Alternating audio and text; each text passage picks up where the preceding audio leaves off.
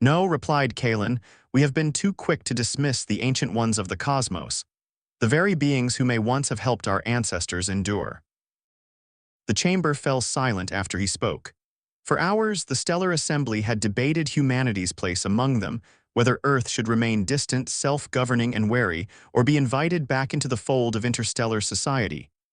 Regret hung heavy in the vaulted hall. Pride had brought them here. Humility would decide what came next. At last, a decision was reached. The Assembly would send its most senior envoys to Earth. They would go without deception, without hidden clauses or quiet contingencies.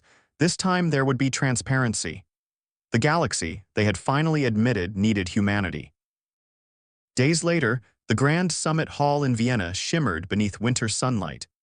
Golden light streamed through towering glass panels, glinting against polished marble tables arranged in a wide arc.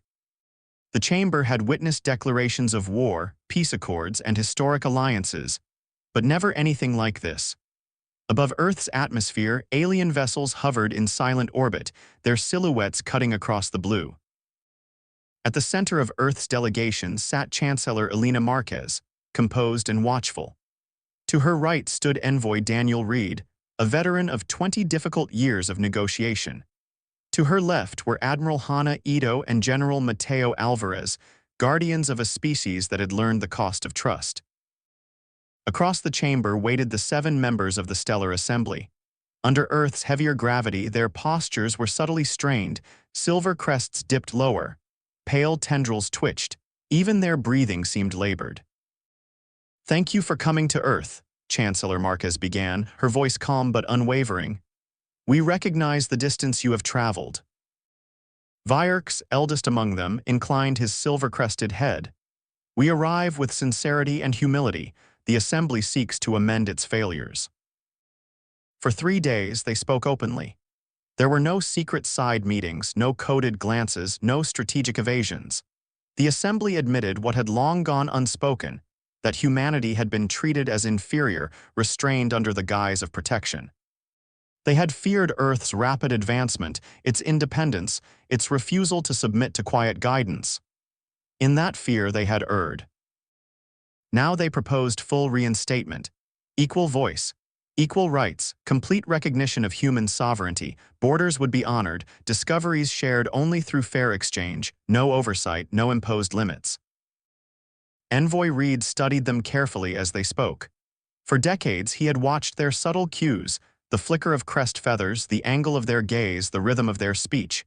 He knew when they concealed intent. He saw none of it now. Their remorse was real. Somewhere during humanity's absence, during the years Earth had turned inward and then outward again on its own terms, the Assembly had understood something profound. Humanity was not a fledgling civilization to be guided. It was a power to be respected. On the final afternoon, beneath a stillness thick with anticipation, Chancellor Marquez signed the revised accord.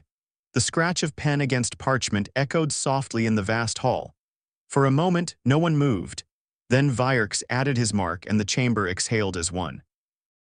Earth had returned, not as a subordinate, but as an equal.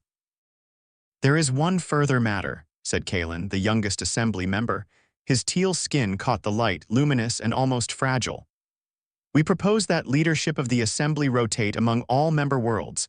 We ask that Earth serve as the first to lead." A hush swept through the hall. It was not simply an offer. It was an acknowledgement of balance shifted. Humanity had moved from condescension to stewardship. Marquez exchanged a measured glance with her advisors before responding. "We are grateful for your trust," she said, "but we do not seek authority over others. What we seek is cooperation and mutual respect." Across the table, Councillor Threx's pale tendrils trembled in astonishment. "After our conduct toward you, you desire neither dominance nor reprisal."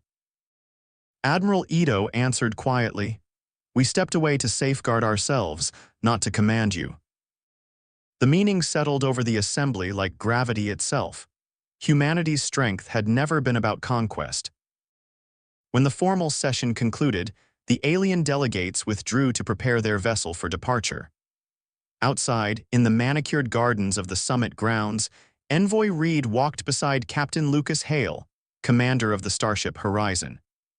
It was the horizon that had ventured beyond assembly territory during humanity's self-imposed isolation, charting three life-sustaining worlds and making contact with civilizations unknown to the assembly. I don't understand, Hale admitted, watching dragonflies skim across a fountain's surface. We could have accepted control, they would have followed us. Reed paused, observing a dragonfly settle at the edge of stone. Control isn't the same as strength, he said. If we ruled them, we would become what they once were to us. That evening, the summit transformed into celebration. Music filled the marble halls.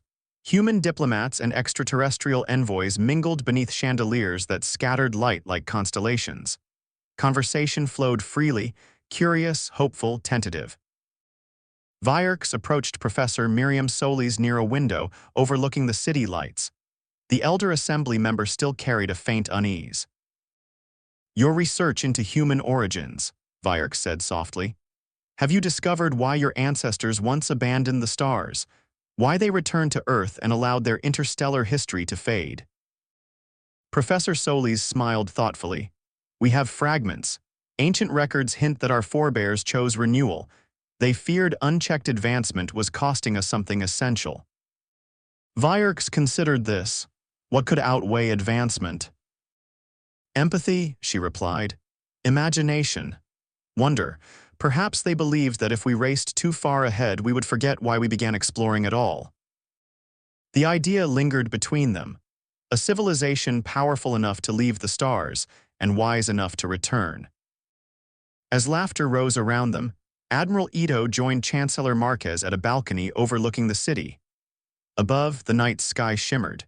15 alien vessels docked at the expanded orbital station, their hulls glowing faintly.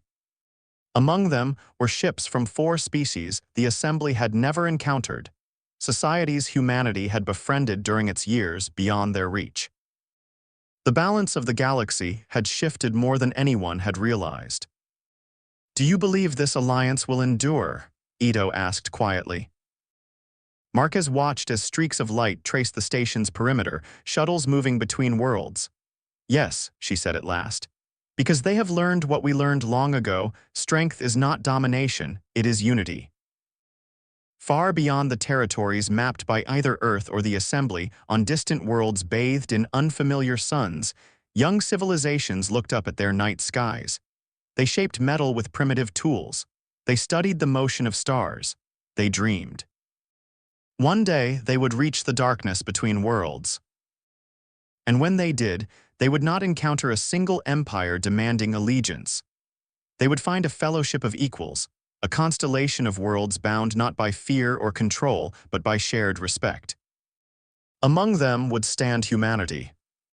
Not as ruler, not as savior, but as a voice in the chorus, ready to greet the next travelers, just as others had once greeted them, long before memory faded and history was rewritten. The galaxy no longer feared Earth's ascent, it welcomed it.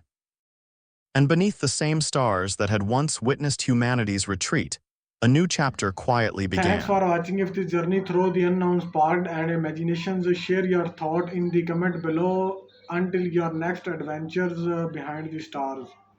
Thank you so much.